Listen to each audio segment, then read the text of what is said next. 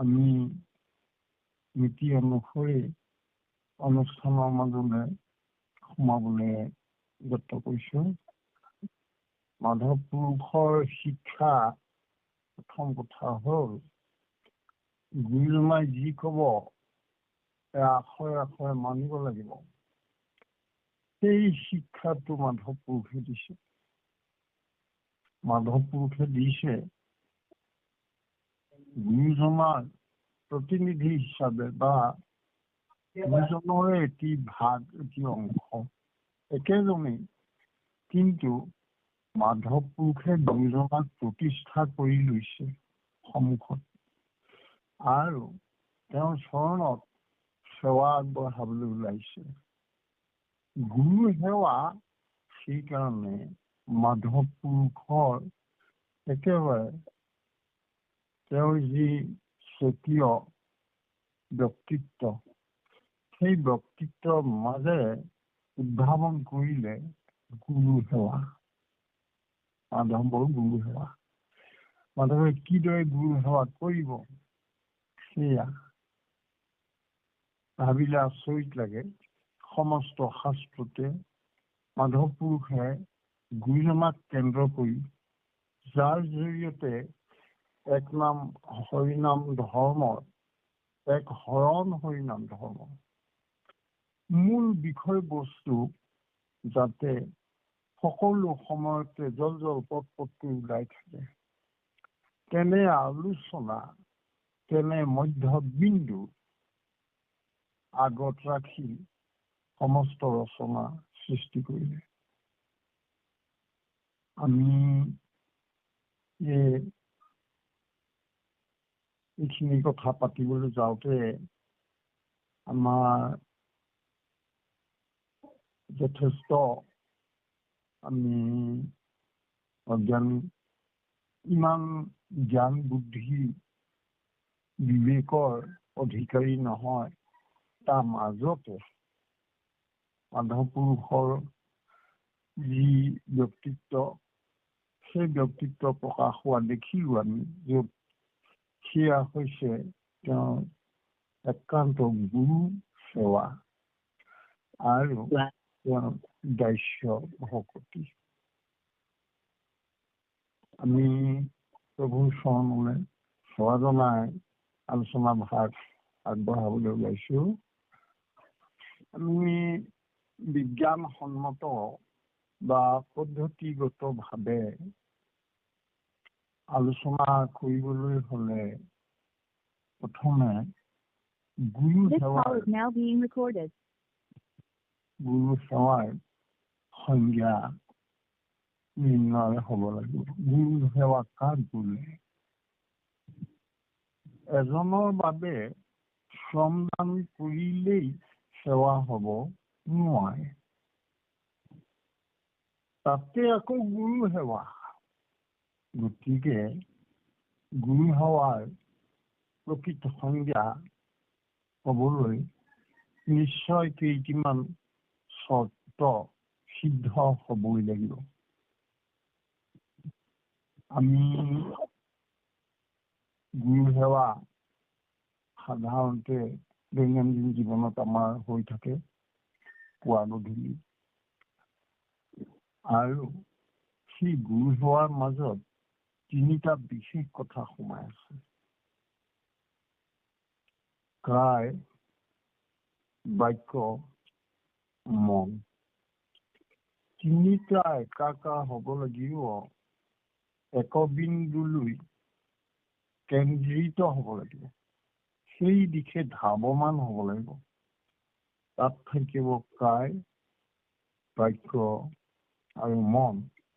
এই তিনিওটি একত্ৰ কৰি আমি সেই সেৱা কাৰ্য কৰিব পাৰিম।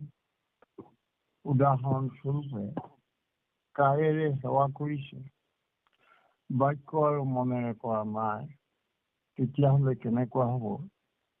এজনে সেৱক হিচাপে, লগোৱা হিচাপে এজনৰ ঘৰত তেওঁ বনোৱা হিচাপে আছে, তেওঁ এতিয়া কায়েৰে সেই গৃহস্থজনৰ প্ৰতি সেৱা আগবঢ়াব।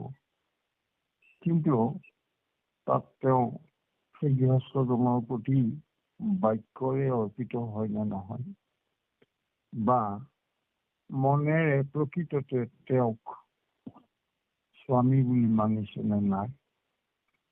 সেইকাৰণে আমি যি অৰ্থত গুৰু সেৱা কথা পাতিছো, ইয়াত কায়, বাক্য, মন তিনিওটা বিষয়ে একাকাৰ হ'বই লাগিব, সমৰ্পিত হ'বই লাগিব।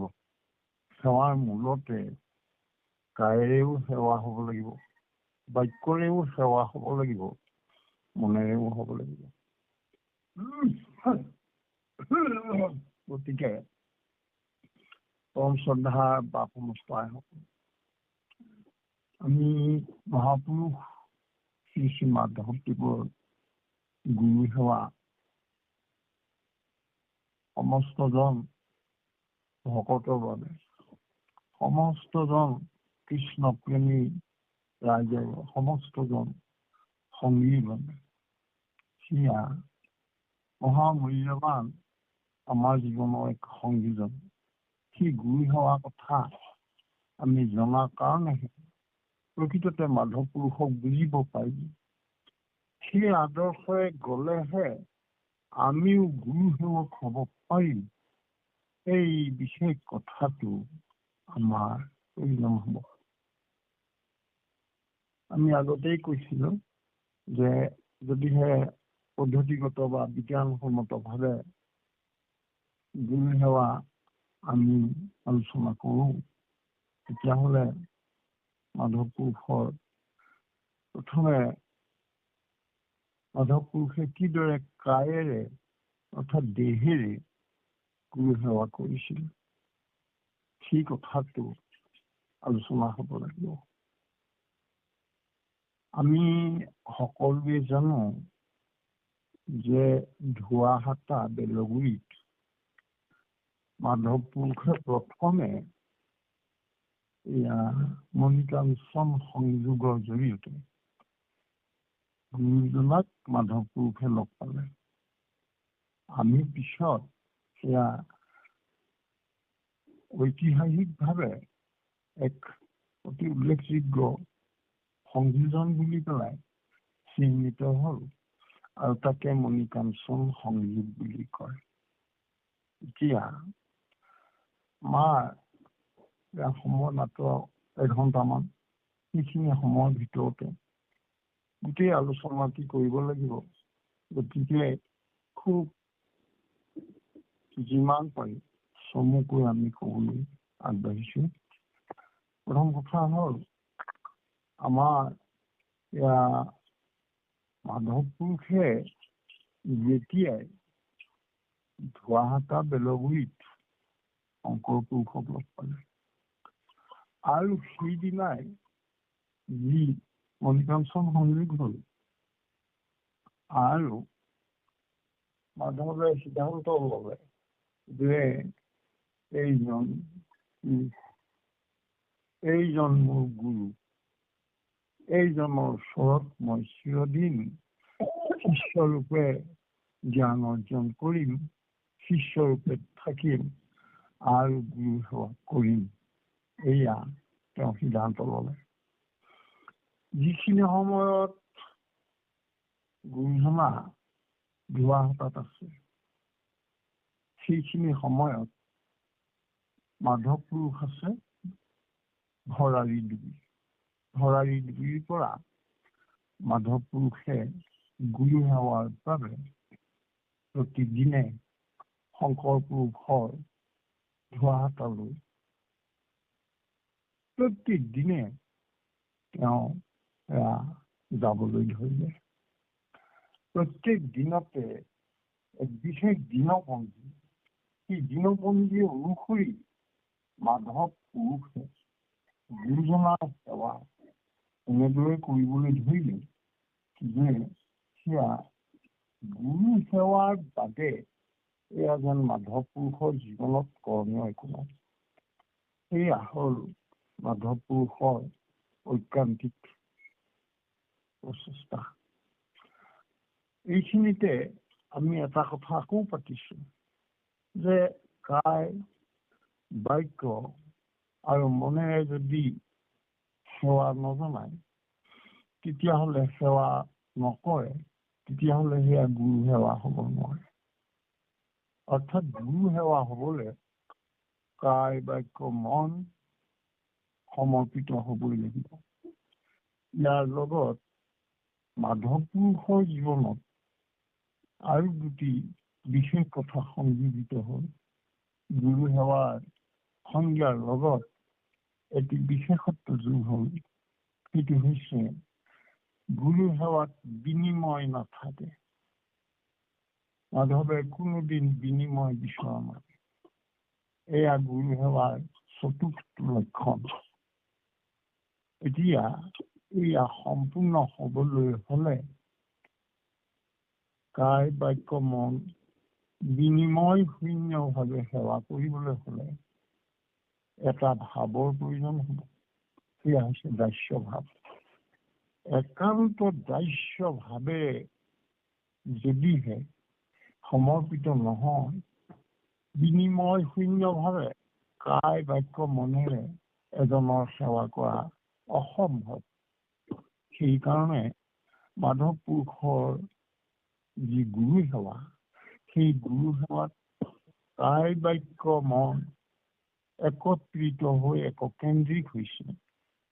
সেয়া বিনিময় শূন্য আৰু সৰ্বতীক্ষণতে দাস্য ভাৱেৰে পৰিপূৰ্ণ তেনে এক অৱস্থান লাভ কৰাৰ বাবেহে মাধৱ পুৰুষৰ গুৰু সেৱা সৰ্বজন বিদিত হৈছে। এয়া সেইকাৰণে আমি গুৰু সেৱাৰ সংজ্ঞা আৰম্ভণিতে কৈ লৈছিলোঁ।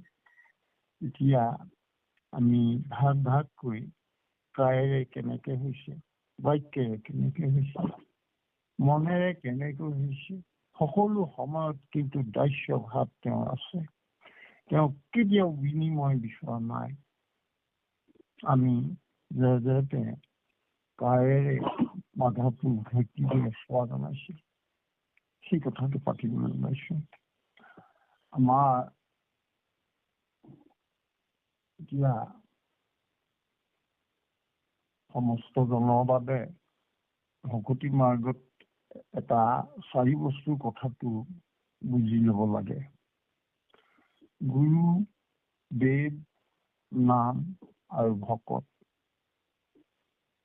পিছত মহাপুৰুষ মাধৱদেৱে নামঘোষাত নামান্নত গুৰুক দেৱ, দেৱেই নাম, নামেই ভকত। অৰ্থাৎ গুৰু, দেৱ, নাম, ভকত যদিও পদ হিচাপে দেখাত ভিন্ন হৈছে, কিন্তু গুৰুজনেই দেৱ। সেই দেৱতেই নিহিত হৈ আছে নাম, আৰু সেই নামতেই আছে ভকত। তাৰমানে 4 বস্তু একাকাৰ হৈ আছে। এই বিশেষ তত্ত্বটি ভকতৰ হৃদয়ত আছে আৰু পৰম ভক্তপ্ৰাণ মাধৱৰ বাবে গুৰুজনা গুৰু নহয়, তেওঁৰ বাবে সেয়া দেৱহে আছিলে। বা সেই দেৱৰ মাজতে তেওঁ জীৱনৰ কল্যাণ পৰম হিত পাবৰ বাবে নাম বস্তুক তাতে তেওঁ অনুভৱ কৰিছিল। ভকত আৰু ভগৱন্ত সেই দুইজনে এই একে অৰ্থত 4 বস্তুৰ মাজত যেতিয়া সোমাই আছে, মাধৱ পুৰুষে গুৰুজনাক পৰম হিতৈ ভকত বুলি ভাবিছিল। সেইকাৰণে তেওঁ কেতিয়াও বিনিময় বিচৰা নাছিল। প্ৰভুৰ চৰণত যিদৰে, প্ৰভু কৃষ্ণৰ চৰণত যিদৰে এজন সমৰ্পিত হয়, গুৰুৰ চৰণতো তেনেদৰে সমৰ্পিত হোৱাৰ যি আদৰ্শ, সেয়া মাধৱে দি থৈ গ'ল। এতিয়া আমি কথাখিনি কওঁতে ইমান ভিতৰত সম্পৰ্ক আছে কথাবিলাকত, যিটো কাৰণে আমি সোমাওঁ বুলিলে বিষয় এটাত সোমাবলৈ আমাৰ সহজসাধ্য নহয়। তাৰ মাজে আমি বাৰু আলোচনালৈ আগবাঢ়িছোঁ। পুনৰ আপোনাৰ সমৰ্থনলৈ সেৱা জনাইছোঁ। আমাৰ সি যি ধোৱা হাতাৰ কথা ক'লো, যিদিনাৰ পৰাই মাধৱে গুৰুজনাক তেওঁৰ পৰম গুৰু বুলিয়ে ভাবি ল'লে, সেইদিনাৰ পৰাই তেওঁৰ জীৱন উৎসৰ্গিত হ'ল কাই বাক্য মানে ইয়াত বিনিময় নাই, ইয়াত কোনো ভাৱ নাই, কেৱল মাত্ৰ এটাই কথা, দাস্য ভাৱ।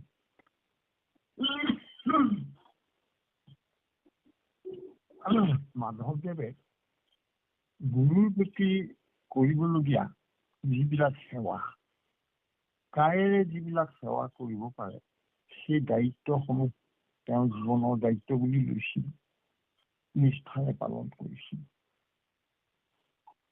আমি ইতিমধ্যে পাতিছিলো যে ভক্তি মাৰ্গত গুৰুজনাই হৈছে ঈশ্বৰ। সেইকাৰণে ভক্তৰ বাবে গুৰু সেৱা কিমান গুৰুত্বপূৰ্ণ। মাধৱ পুৰুষে সেয়া তেওঁ ভৰাৰী ডুবিৰ পৰা প্ৰতিদিনাই গৈ গুৰু সেৱা, গুৰুৰ আলপৈচান ধৰা সমস্ত কাৰ্যত ৰতি হ'বলৈ ধৰিলে। তেওঁ মাধৱ পুৰুষে সদায় পুৱা শুই উঠিল। তেওঁ ভৰাৰী ডুবিৰ পৰা এই ধোৱাহাতালৈ যায়। প্ৰতিদিনাই যায়, পুৱাতে গৈ তাৰ নিত্য নৈমিত্তিক যিখিনি কৰ্মৰ বাবে প্ৰয়োজনীয় মাটি পানী খৰিকা গোটাই দিছিল। তেওঁ তেল টেঙা পিৰা পানী যতনাই দিয়া এইখিনি সুচাৰুৰূপে গুৰুজনাৰ প্ৰতি আগবঢ়াইছিল। পুৱাতেই গৈ তেওঁ নিজে তাৰ পাছত তেওঁ নিজৰ বহালৈ আহি ঘৰ চোতাল আদি পৰিষ্কাৰ কৰিলে। কৰি তাৰপিছত তেওঁ স্নান আদি কৰি ল'লে। এইবাৰ গুৰুজনাৰ বাবে তেওঁ স্নান কৰি উঠি মাধৱ পুৰুষে গুৰুজনাৰ বাবে গৰম পানী, গুৰুজনাৰ বাবে তেল টেঙা কি লাগে, আৰু গুৰুজনাৰ স্নান কৰাৰ পূৰ্বে গুৰুজনাৰ শৰীৰত তেল অকণমান ঘঁহি দিয়া, সেই কাৰ্যও তেওঁ নিষ্ঠাৰে কৰিলে।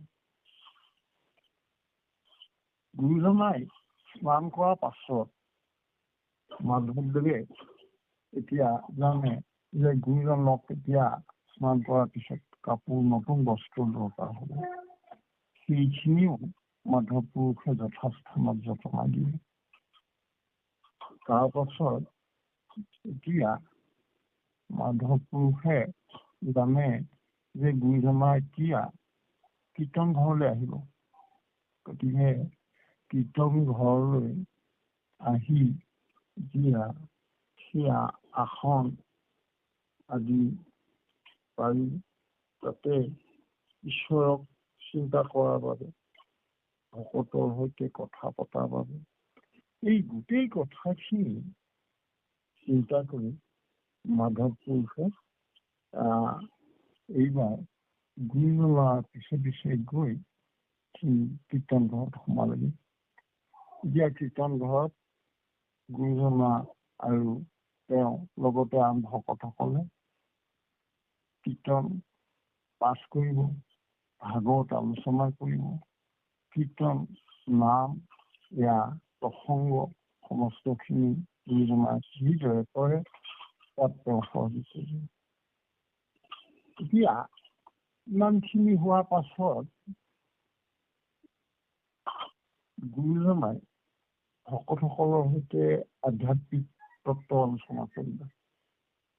আৰু তেতিয়া কীৰ্তন ঘৰৰ পৰা যেতিয়া গুৰুজনা ওলাই আহিব, তেতিয়া মধ্যাহ্ন ভোজনৰ সময় হ'ব।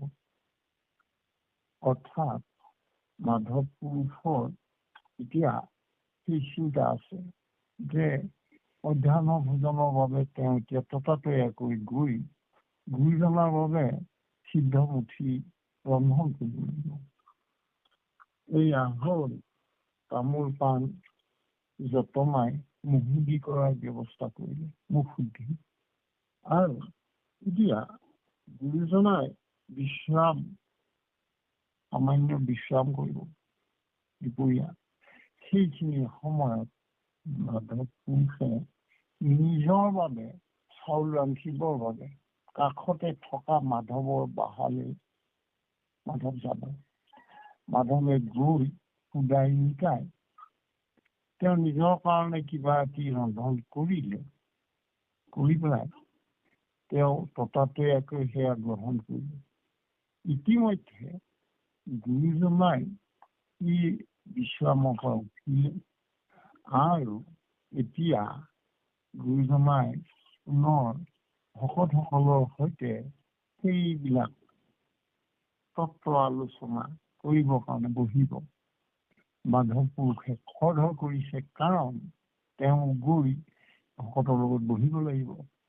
তেওঁ কেতিয়াও নিবিচাৰে যে গুৰুজনাৰ মুখৰ বাক্য তেওঁ যাতে কোনো কাৰণতে তেওঁ যাতে নুশুনাকৈ সেই দিনটো পাৰ হয়, এনেকুৱা এটা পৰিৱেশ যাতে নহয়।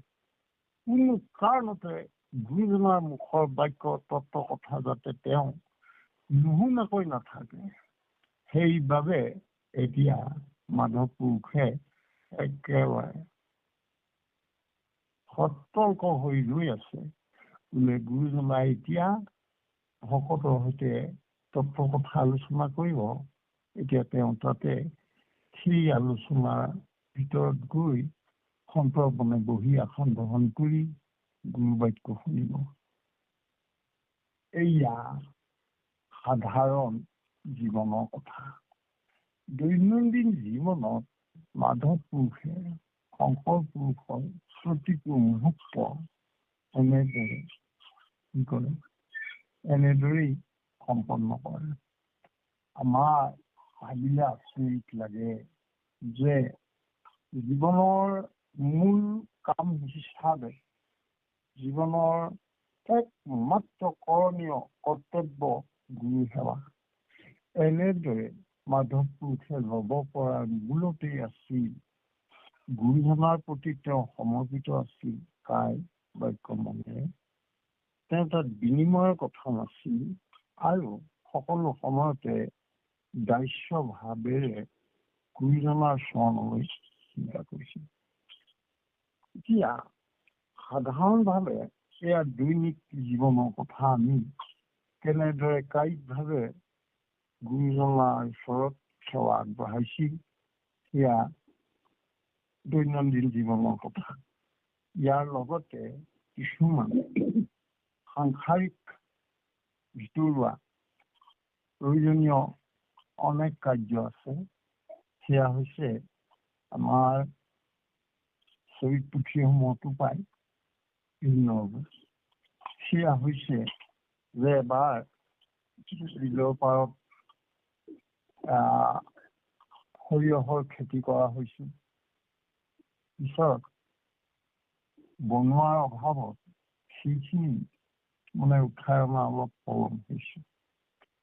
মাধৱ পুৰুষে এটা বুদ্ধি কৰিলে যে এই বিলত তাৰমানে এটা দিনত ওচৰৰ ৰাইজে আহি মাছ মাৰে, আৰু এই সৰিয়হ তোলা সময়খিনি হৈছে অলপমান শীতকাললৈ যায়গৈ, আৰু তেতিয়া বিলবিলাক শুকায়। বিলত সেই চেঁচা ঠাণ্ডাৰ মাজতে মানুহে মাছ মাৰে। এই কথাটো মাধৱ পুৰুষে জানে। সেইবাৰ মাধৱ পুৰুষে কি কৰিলে, বিলৰ পাৰতে মাহ, কল, কিছু পিঠাগুৰি, গুড় এনেকে সৰহকে লৈ পেলাই সেই বিলৰ পাৰলৈ গ'ল।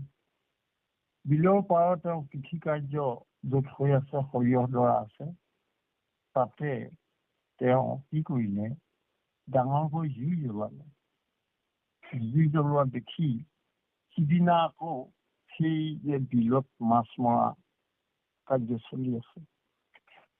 আমি আগতে কৈছো শীতকালি মাছ মৰা, ঠাণ্ডা লাগিছে, ভোকো লাগিছে, ভাগৰুৱাও হৈছে মাছমৰীয়াসকল। সেইসকলে সেই জুই জ্বলোৱা ঠাইলৈ একেবাৰে চাপি আহিলে। জুই তাপৰ ওচৰত তাপ ল'বৰ কাৰণে অকণমান চাপি আহোঁতে মাধৱ পুৰুষে মাহ, কল, এয়া তেওঁলোকলৈ পিঠাগুড়ি, গুড় এয়া আগবঢ়ালে। সমস্তজনে আনন্দিত হৈ এতিয়া মাধৱ পুৰুষক কৃতজ্ঞতা জনালে। মাধৱ পুৰুষে ক'লে যে মোৰ এটা চিন্তা হৈ আছে যে মই সৰিয়হডৰা উঠাব পৰা নাই, সেইটোকে লৈ মই ইয়ালৈ আহিছো। এতিয়া সেই মাছ মৰা সমস্ত গাঁৱে ৰাইজে ক'লে, এইটোনো কি ডাঙৰ কথা, তুমি আমাৰ কাৰণে ইমান খাদ্য সম্ভাৰ জমা দিলা, ইমান ধুনীয়াকৈ জুই জ্বলাই আমাক শৰীৰত বল দিলা, আমি সকলোৱে মিলি নিমিষতে তোমাৰ শৰীৰডৰা আমি উঠাই পেলাম। সেই কথাটোৰ জৰিয়তে মাধৱ পুৰুষৰ বুদ্ধিমত্তা, বুদ্ধি প্ৰয়োগ হৈছে গুৰু সেৱাৰ বাবে।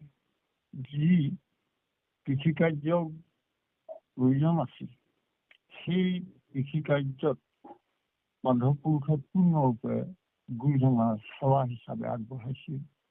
তেখেতৰ বুদ্ধিমত্তা, তেখেতৰ শ্ৰম। এতিয়া ইয়াৰ বাদেও আমি আৰু অনেক পাওঁ। এইখিনিতে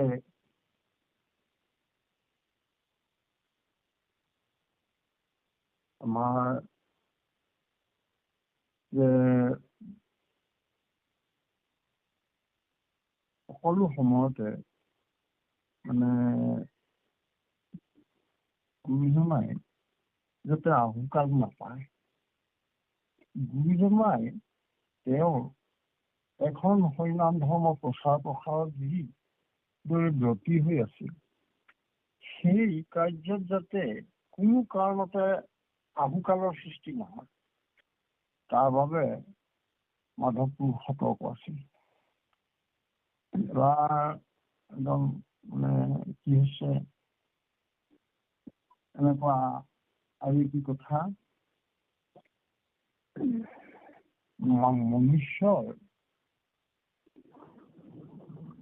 জীৱনত তেওঁ কেতিয়াও এলাহ এই ভাৱটো তেওঁ কোনো দিন মনুষ্যই এলাহ ভাৱটো ৰাখিব নালাগে। এই বিশেষ কথাটো মাধৱ পুৰুষৰ জীৱনত তেওঁ সকলো সময়তে এলাহ আৰু নিহালি সম্পূৰ্ণৰূপে বৰ্জন কৰি চলিছিল। কিবা এটি সেৱাৰ মনোভাৱেৰে আগবাঢ়িবলৈ হ'লে এজনে পৰিশ্ৰম কৰিব লাগিব। সেই পৰিশ্ৰম মানে তেওঁ এইটোৱে এটা উদ্দেশ্য, যাতে গুৰুজনাৰ বাবে সেই পৰিশ্ৰমৰ ফল গুৰুজনাৰ সেৱা হিচাপে অৰ্পিত হয়। এয়া অনেক আছে। এবাৰ এইদৰে উখোৱা চাউলৰ কথা এতিয়াও আমি শুনিছো, পাইছো। এবাৰ মানে উখোৱা চাউল গুৰুজনাই ভাল পায়। এতিয়া কিবা কাৰণে বতৰৰ অসুবিধাৰ কাৰণে উখোৱা চাউল ভালকে, ধানখিনি ভালকে নুশুকালে, আৰু তাকে সেই চাউলৰ ভাত খাই গুৰুজনাৰ অকণমান গুৰুজনাই কষ্ট পাইছে, পেটৰ অসুখৰ দৰে হ'ল। মাধৱে গম পায়, কি কৰিলে, তেওঁ নিজাকৈ উখোৱা ধান শুকুৱাই মেলি টোপোলা বান্ধি থলে, আৰু কালিন্দীয়াক ক'লে যে কোনো কাৰণতে এয়া যেন সদায় নিত্য নৈমিত্তিকভাৱে ব্যৱহাৰ কৰাৰ দৰে কৰা নহয়। যিদিনা এয়া চাউলৰ অভাৱ হ'ব, যিদিনা বতৰৰ কাৰণে ধান শুকুৱাব পৰা নাযাব, সেই তেনে দিনত গুৰুজনাই যাতে অশান্তি নাপায়, এইখিনি সময়ত এই চাউলখিনি উলিয়াই সিদ্ধৰ বাবে ব্যৱহাৰ কৰিব। মাধৱ পুৰুষৰ মনৰ ভাৱ এটাই, সেইটো হৈছে তেওঁ যিমান পাৰি দেহৰে গুৰুজনাৰ সেৱাৰ অৰ্থে যিমান কৰিব লাগে সেইখিনি সেৱা হিচাপে তেওঁ আগবঢ়ায়। এই কথাখিনি সদায় প্ৰভু কৃষ্ণৰ প্ৰতি সমৰ্পিত এজন ভকতে যিদৰে গুৰুজন প্ৰভু কৃষ্ণৰ চৰণত অৰ্পিত হয়, একেদৰে মাধৱ পুৰুষে গুৰুজনাৰ চৰণত সেই সমৰ্পণেৰে তেনে ভাৱেৰে তেওঁ কায়েৰে সেৱা কৰিছিল। আমি অনেক সময়ত গুৰুজনা আৰু মাধৱ পুৰুষৰ অনেক এনেকুৱা আমি ব্যৱহাৰিক জীৱনৰ কথা পাওঁ। আমি আজি সেইখিনি নকওঁ, পিছত আকৌ হয়তো আলোচনা হ'ব পাৰিব। সেইকাৰণে আমি আমাৰ গুৰু সেৱাৰ প্ৰথম যিটো চৰ্ত, কায়েৰে কিদৰে সেৱা কৰিছে এয়া আমি পাতিলো। এতিয়া আহিলো বাক্যেৰে। বাক্যৰে গুৰু সেৱা কেনেকে হ'ব, এইটো এটা ভাবিবলগীয়া কথা। গুৰুজনাক মাধৱ পুৰুষে এখন আসন প্ৰতিষ্ঠা কৰিলে, সেই আসনখনত গুৰুজনাক বহুৱাইছে। বাক্যৰ মাজেৰে প্ৰতিষ্ঠা কৰিলে এইজন গুৰু, মোৰ গুৰু। অকল সেয়াই নহয়, এই আসনত মাধৱ পুৰুষে গুৰুজনাক যথাযোগ্যভাৱে এনেকুৱাকে বহুৱালে যে সমস্তজনে সেই মাধৱ পুৰুষৰ বাক্য সাৰোগত কৰি সমস্তজনে গুৰুজনাক সেই আসনত প্ৰতিষ্ঠিত কৰাত সহযোগ কৰিলে। আজি আমি যিখন আসনক প্ৰভু কৃষ্ণৰ এটি অংশ, শংকৰ পুৰুষক আমি গুৰু হিচাপে তেওঁৰ চৰণত আমি সেৱা জনাওঁ।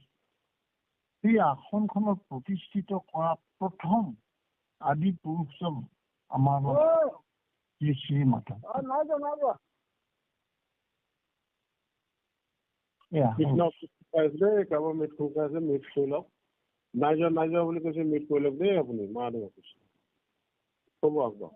কৃষ্ণ এয়া এতিয়া বাক্যৰ কথা।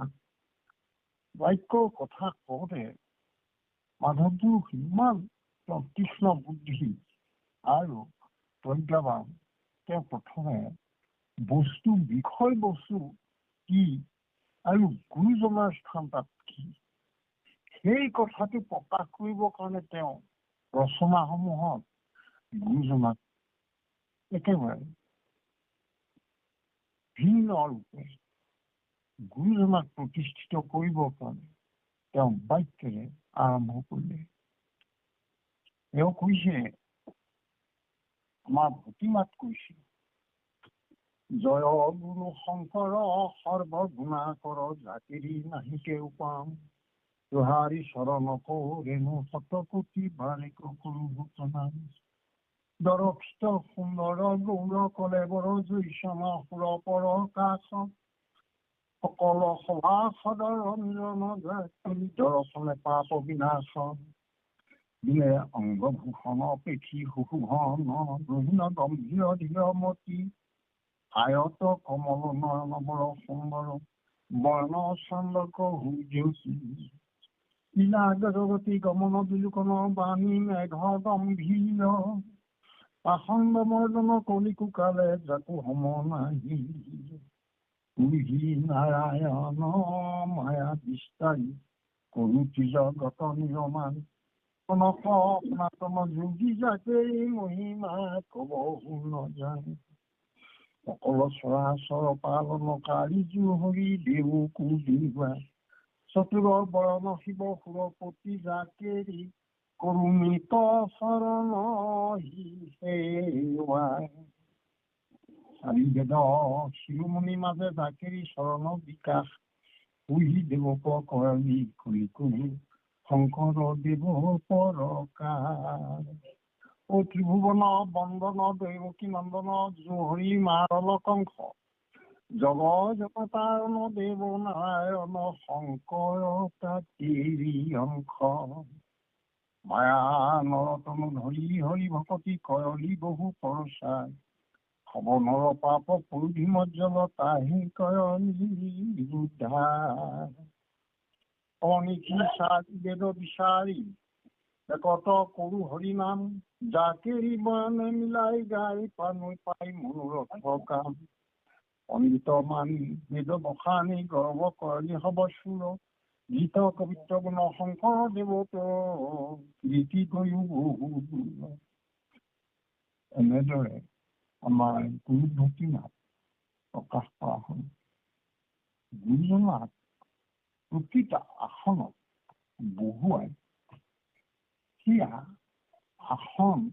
প্ৰদান কৰিছে হয় ভগৱন্তক কোনেও বিশেষভাৱে ভগৱন্তক কোনেও তেওঁক সহায় কৰিব নালাগে মনুষ্যই কৰিব নালাগে কিন্তু ডাঙৰ কথা পৰিপূৰক হিচাপে গুৰুজনা আৰু মাধৱ পুৰুষ গুৰুজনাই নিজেই কৈছে মাধৱ তুমি মোৰ পৰিপূৰক তুমিয়ে মই এজন সেই কথাটো কৈছে ইয়াৰ অৰ্থটো এইটো মাধৱ অবিহনে শংকৰৰ কৰণীয় আৰু ধেৰ থাকি গলহেঁতেন গুৰুজনাক প্ৰতিষ্ঠিত কৰাৰ বাবে যি বাক্যৰ প্ৰয়োজন সেই বাক্য মাধৱ পুৰুষে প্ৰতিষ্ঠিত কৰি থৈ গল সেয়া বাক্যৰে সেৱা হৈছে আমি পাইছো যে গুৰুজনাৰ প্ৰতি অগাধ ভকতি আৰু শ্ৰদ্ধা থকাৰ বাবেহে আমি আগতেই কৈছো গুৰু সেৱা নিস্বাৰ্থ হব যদিহে এয়া বিনিময় আৰু বিনিময় তাত নাই বিনিময় শূন্যভাৱে আছে পৰম দাস্যভাৱে আছে সেইকাৰণে আমাৰ গুৰুজনাক সেৱা কৰিবৰ বাবে গুৰু সেৱা কৰিবৰ বাবে মাধৱ পুৰুষৰ জীৱনত মূল মন্ত্ৰ হিচাপে তেওঁলোকক পাৰিলে আমাৰ বিশেষভাৱে আৰু এটি কথা আলোচনা কৰিবলগীয়া হয় সেয়া হৈছে আমাৰ গুৰুজনাৰ বিষয়ে আমাৰ বস্তু প্ৰকাশ যিভাগ ভগৱন্ত কোন গুৰুজনা কোন সেই আসনখনত বহুৱাবৰ বাবে মাধৱ পুৰুষে কৈছে বস্তু প্ৰকাশৰ কথা হৰি নামৰ বৈকুণ্ঠ প্ৰকাশ প্ৰেময় অমৃতৰ নদী শ্ৰীমন্ত শংকৰে পাৰ ভাঙি দিলা বহে ব্ৰহ্মাণ্ড ভেদি গোবিন্দৰ প্ৰেময় অমৃতৰ নদী বহে বৈকুণ্ঠৰ পৰা চাৰি পুৰুষাৰ্থ তাহাৰ নিজৰা হৰি নাম মূল ধাৰা হৰি ভক্তি দান দিয়া জগতক তাৰিলা সংসাৰ সিন্ধু এনেয় কৃপালু শংকৰ বিনাই নাই নাই আকৌ কৰে হৰি ভকতিৰ পাতিলন্ত হাত শংকৰে জগত জুই ৰাম নাম ৰত্ন বেখায়া জগতে চলয় বৈকুণ্ঠ পুই এতিয়া অন্তিম অৱস্থাত এয়া পূৰ্ণৰূপ আসনত বহল মাধৱ পুৰুষে বাক্যৰে কেনেকে বহাব? শ্ৰীমন্ত শংকৰ হৰি ভকতৰ জানা যেন কল্পতৰু তাহান্ত বিনাই নাই নাই নাই আমাৰ পৰম গুৰু আমাৰ পৰম গুৰু। গুৰুক তথা যোগ্য আসন, সেই আসনত প্ৰতিষ্ঠিত কৰিলে বাক্যৰে, গুৰু সেৱা বাক্যৰে কৰিলে। আমি নামঘোষাৰ অনেক ঠাইত মাধৱ পুৰুষে নিজাকে কৈছে, সংশয়ে সংশয় চেদি শাস্ত্ৰৰ তত্ত্বক ভেদি প্ৰচাৰিলা কৃষ্ণৰ ভকতি তাংক এৰি কি কাৰণে আনক বুলয় গুৰু কিনো লোক মহামূঢ়মতি। এই আসনত যেহে বহিব নোৱাৰে, মাধৱ পুৰুষে সতৰ্ক কৰি দিছে। আকৌ কৈছে, শংকৰে শুদ্ধ মত ঈশ্বৰৰ ভক্তিৰ তত্ত্ব প্ৰচাৰিলা শাস্ত্ৰ সাৰ জানি তাহাংকৰ নজানি মোৰহে জীৱিকাৰ অৰ্থে আপোনাৰ মহত্ব এয়া এক বিশেষভাৱে এক শৰণৰ কথা। পৰম গুৰু প্ৰভু কৃষ্ণ চিন্তাৰ বাবে প্ৰকৃত সত্যৰ সন্ধান দিয়াজন হৈছে আমাৰ যি শ্ৰীমন্ত শংকৰদেৱ। যাতে সদৌ যাতে বিশেষ কথা মাধৱ পুৰুষে কৈছে, টান পাবলগীয়া একো নাই। শৰীৰ কীৰ্তন কৰি সুখেৰে থকা শংকৰ পুৰুষে এয়া কথা কৈছে। অশুনা পৰমাৰ্থ তত্ত্ব শ্ৰীমন্ত শংকৰ মত ধৰি উক সজ্জনসকল শৰীৰ কীৰ্তন কৰি সুখে সংসাৰ কতৰি পাইবা ভক্তি পৰম নিৰ্মল পাইবা ভক্তি পৰম নিৰ্মল। এয়া ইমান সুন্দৰ কথা, সহজ কৰি দেখুৱালে। গুৰুজনাই কোৱা কথাখিনি লগত মাধৱ দৃঢ়ভাৱে প্ৰতিষ্ঠা কৰিলে। ইয়াৰ এটা কাৰণ আছে, আমি আগতেই কৈছো, আমি একেবাৰে ভগৱন্ত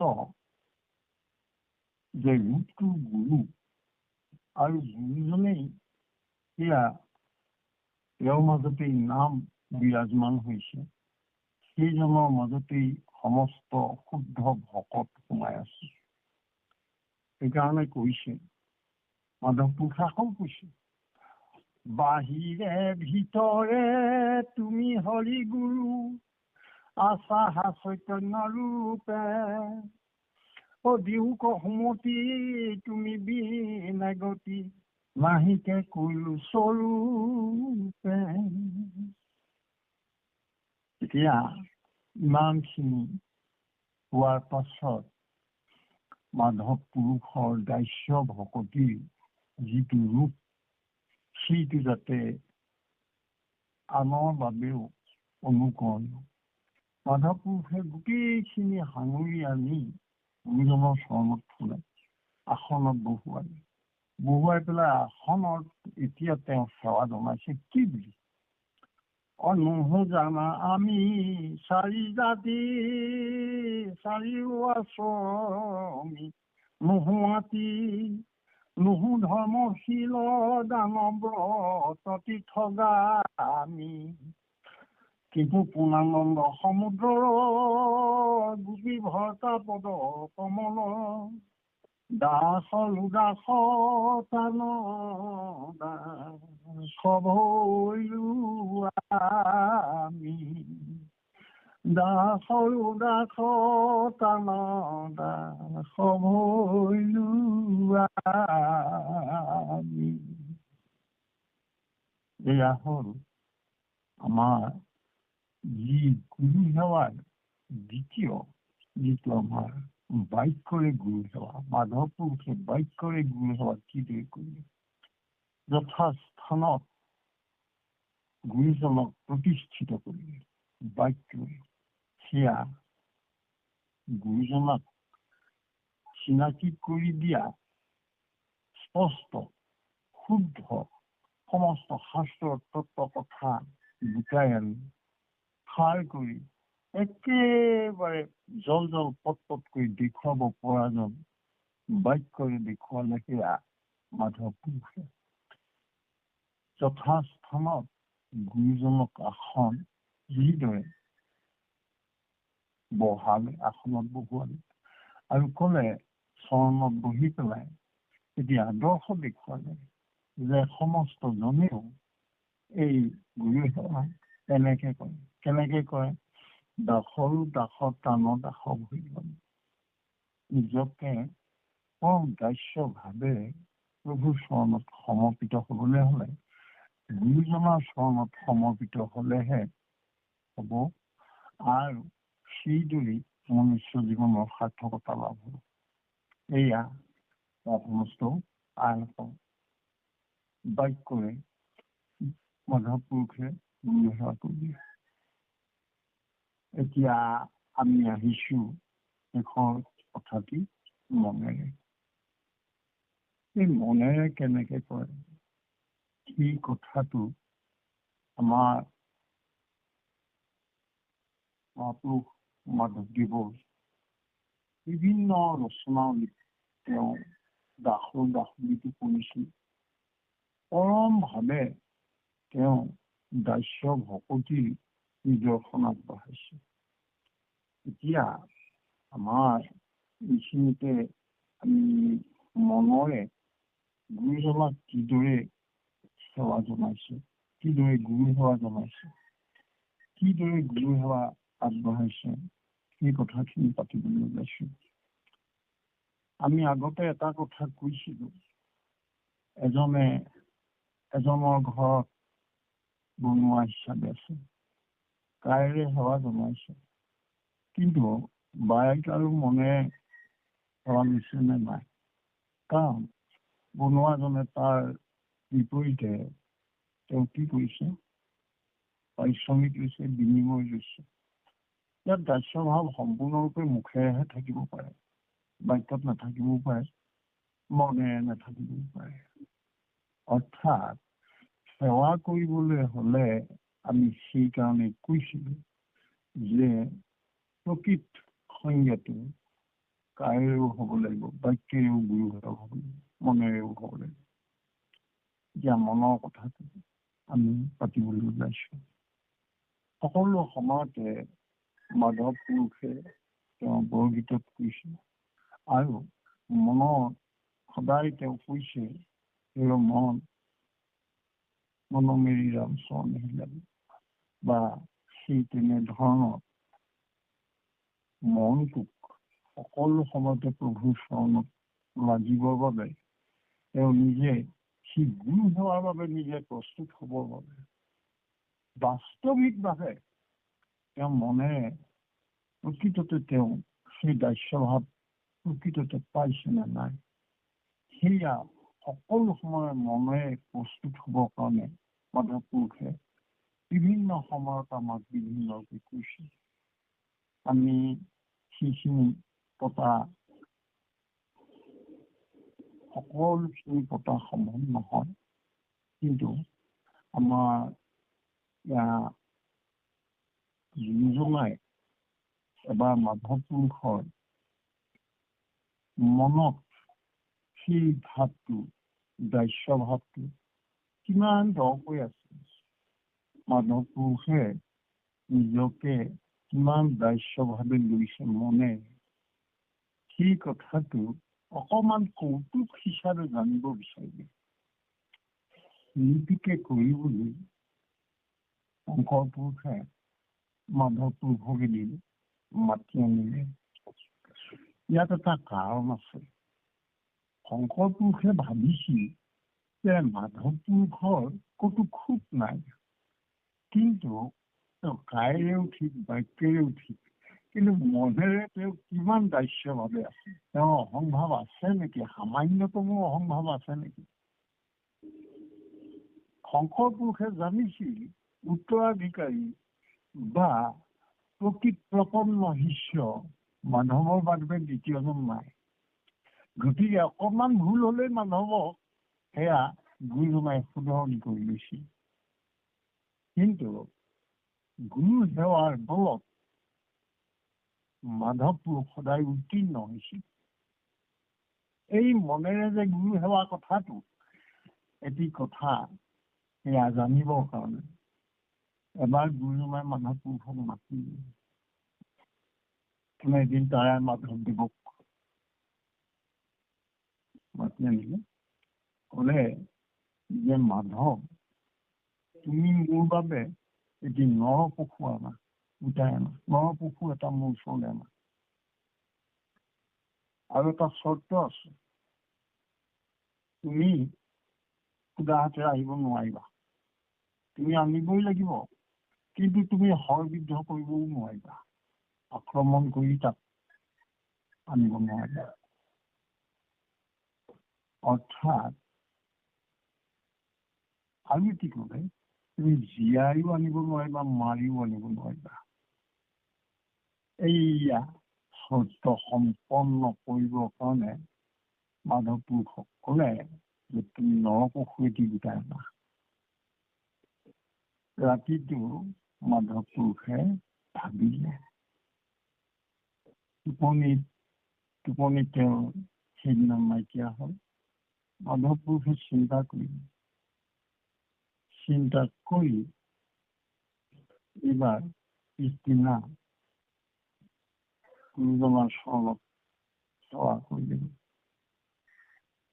গুৰুজনাই কৈছে, তোমাক মই কালি কৈছিলো তুমি সুদা হাতে নাহিবা, তুমি নৰপশু এটি বিচাৰি আনা,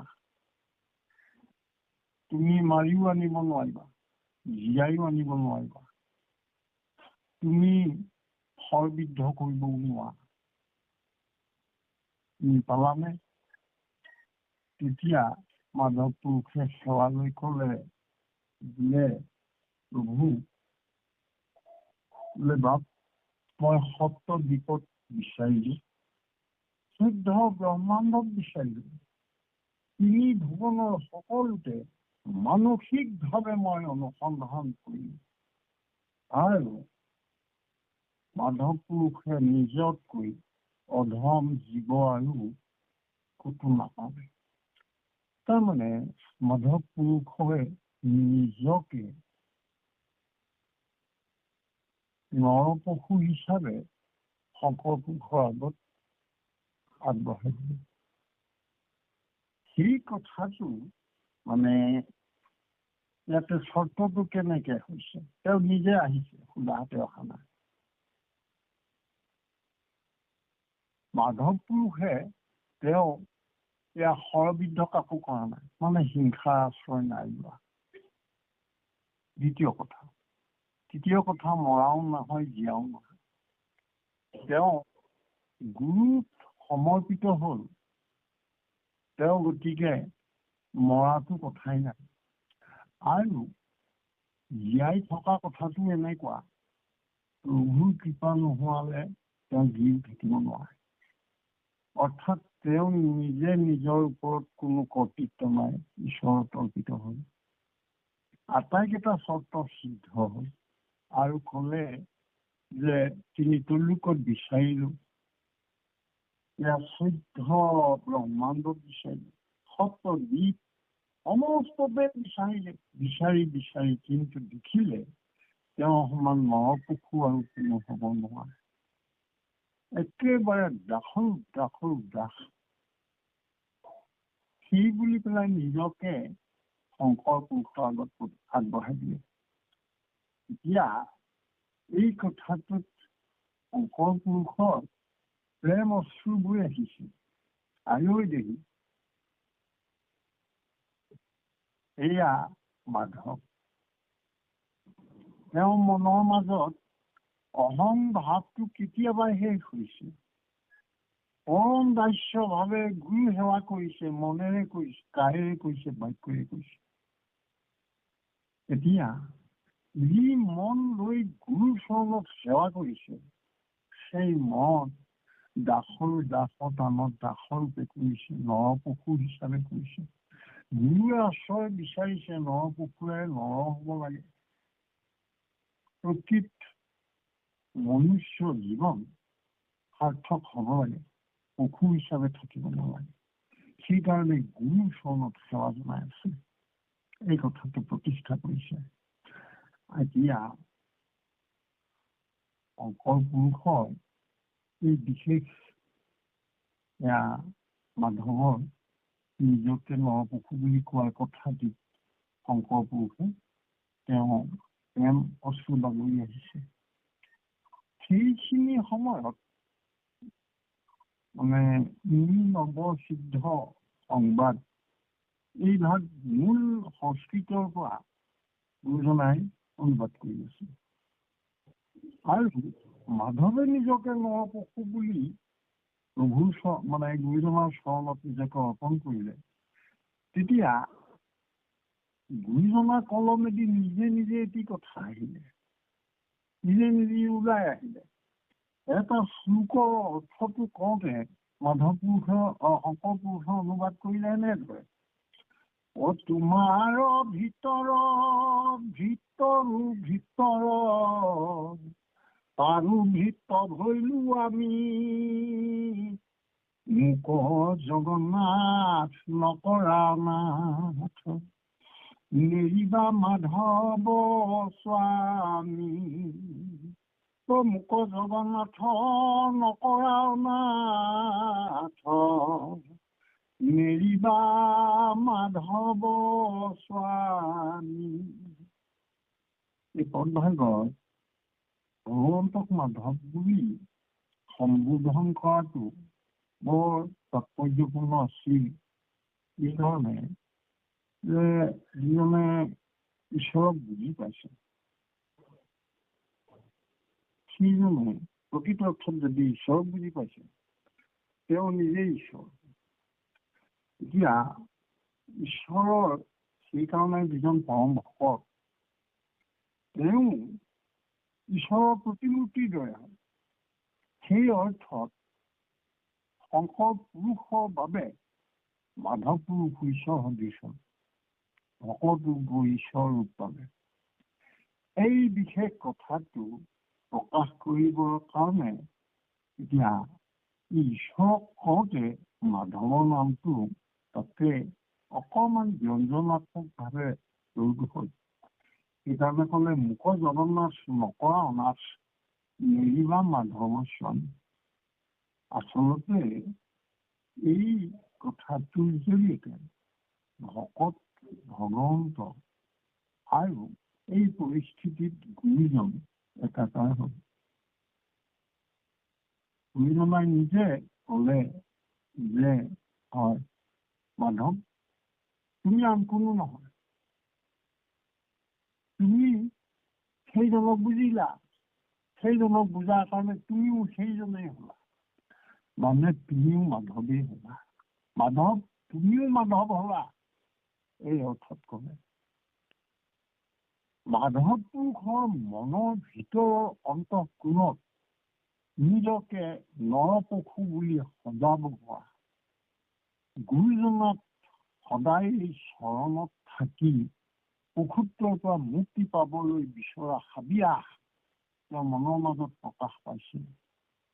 সেই প্ৰকাশৰ জৰিয়তে চৰণত পৰি মাধৱে সকলো সময়তে গুৰু সেৱা কৰিছে।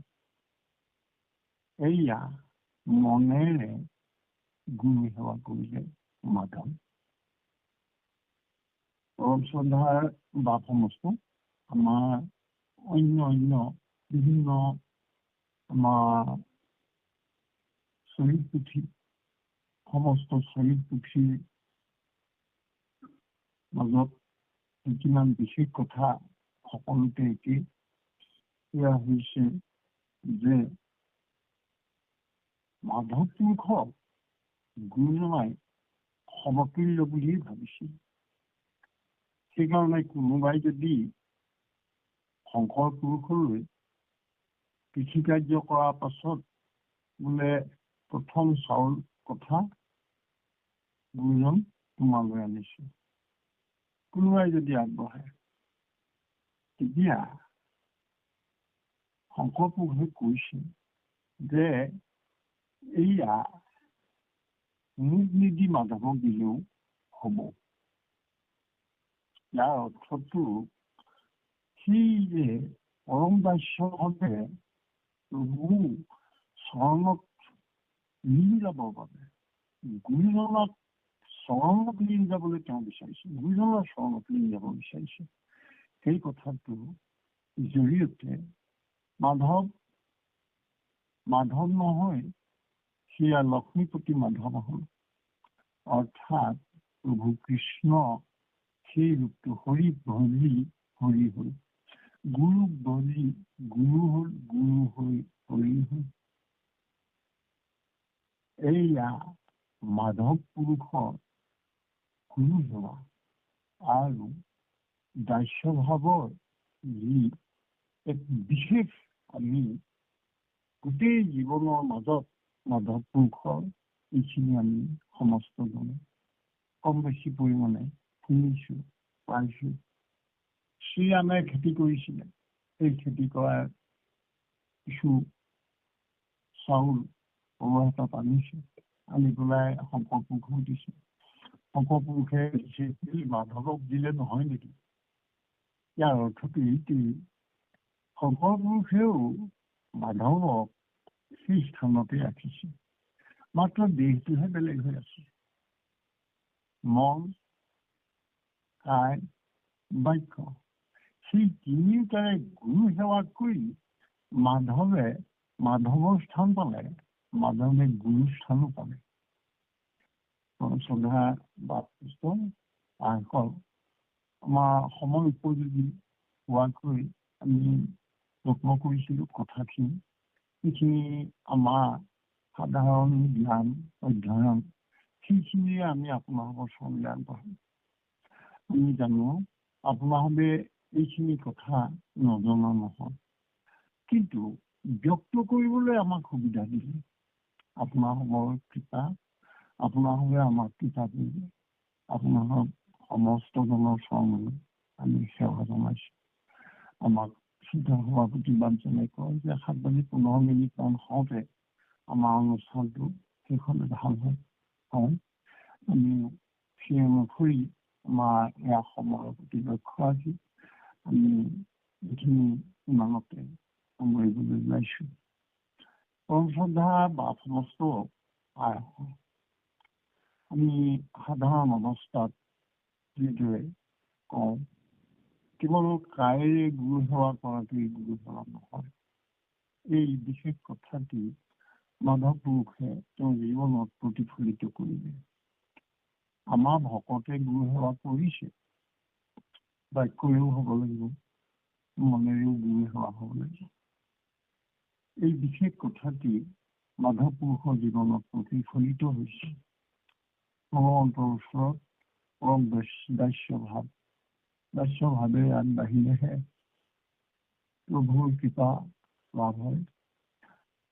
অহংভাৱ লৈ প্ৰভুৰ চৰণলৈ আগবাঢ়িলে সেয়া প্ৰকৃততে আদৰ্শমূলক নহয়। মাধৱ পুৰুষৰ জীৱনত এইখিনি কথা আমালৈ আগবঢ়াই থৈ গ'ল। আমি মনোমতী মনুষ্য, গুৰুসকল নিজে কৃপা ৰখে, সেইসকল তৃপ্ত হৈ থাকে। ভকতৰ প্ৰতি কৃপা কৰাৰ লগে লগে তেওঁ তৃপ্ত হৈ গ'ল, তেওঁক কোনেও একো দিব নালাগে। সেয়া গুৰুজনৰ লক্ষণ। আমি মহাপুৰুষ শ্ৰীমন্ত শংকৰ পুৰুষ, গুৰুজন আৰু প্ৰপন্ন শিষ্য মাধৱ পুৰুষ, দৰাচলতে দুজন গুৰু। মহাপুৰুষ শংকৰ পুৰুষে নিজে কৈছে যে মাধৱ, তুমি মই এজনী, তুমি মই কীৰ্তনত আছো, দশমত আছো, তুমি নামঘোষৰ ওপৰত থাকিবা। সেইবুলি তুমি মই একেলগে কোচবিহাৰলৈ অন্তিমবাৰ পদ্মাৱতীৰ পৰা গুৰুজন অন্তিমবাৰলৈ গৈছিলোঁ কোচবিহাৰলৈ। সেই যাওঁতে গণকুছিত সোমাই গৈছে। গণকুছিৰ ৰাস্তাতে পৰে অকণমান দূৰতে।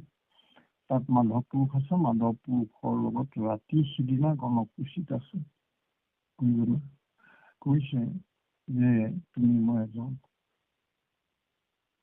আমাৰ জীৱনত গুৰু দেৱ নামৰ ভকত। এই চাৰি বস্তুক আমি উপলব্ধি কৰিবলৈ হ'লে সেইকাৰণে গুৰু সেৱা অবিহনে সম্ভৱ নহয়। আমাৰ সমস্ত দুখ অপৰাধ বা সমস্ত আশাক মৰিখন কৰিব। আমি এইখিনি ক'বলৈ যাওঁতে আমাৰ সাধাৰণ বুদ্ধিয়ে অনেক দুখ অপৰাধ হ'ব পাৰে। সেইখিনি গুৰুজনাৰ কথা ক'বলৈ যাওঁতে বহু কথা থাকি গৈছে ক'বলৈ। সেইখিনিৰ বাবে আমাক অপৰাধৰ বাবে আপোনালোকে আমাক ক্ষমা কৰিব। আপোনালোকৰ চৰণৰ তলত ঠাই দিব। আমি এজোপা ঘোষাৰে প্ৰভুৰ চৰণলৈ সেৱা জনাব ওলাইছোঁ আৰু আলোচনাটি ইমানতে সামৰণি মাৰিবলৈ ওলাইছোঁ। পুনৰ আপোনালোক সমস্ত লোকৰ চৰণলৈ সেৱা জনাইছোঁ। প্ৰভুৰ চৰণলৈ সেৱা জনাইছোঁ। কৃষ্ণ সহস্ৰয়াতি অপৰাধ দিনে ৰাতি কৰোময়ী মহামূঢ় জন আমি প্ৰভু তয়োদাস মানি জগবাস সমীউক শ্ৰী মধুসূদন সমীউক শ্ৰী মধুসূদন